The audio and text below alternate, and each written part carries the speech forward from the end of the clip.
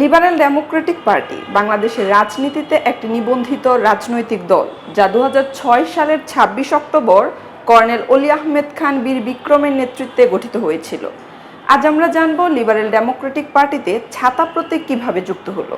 Liberal Democratic party নতুন দল হিসেবে আত্মপ্রকাশের পর নির্বাচন কমিশনের নিবন্ধন প্রক্রিয়ায় তাদের জন্য বরাদ্দ করা হয় ছাতা প্রতীক।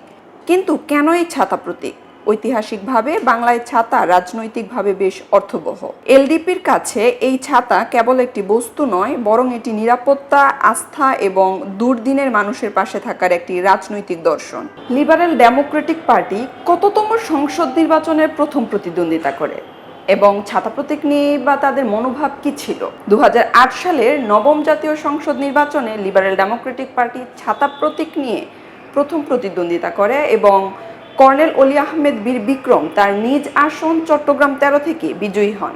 এলডিপি মনে করে দেশের সকল স্তরের মানুষকে একই ছাতার নিচে এনে দেশে গণতন্ত্র এবং আইনি শাসন প্রতিষ্ঠা করা সম্ভব। ছাতা প্রতীকের এই পথ চলা কি পারবে বাংলাদেশের রাজনীতিতে বড় কোনো পরিবর্তন আনতে? আবারও আপনাদের সামনে হাজির হব নতুন কোনো প্রতীক নিয়ে। ততক্ষণ খবরের কাগজের সাথেই থাকুন। এলো খবরের কাগজ, নিখাদ, নির্ভীক, নিরপেক্ষ।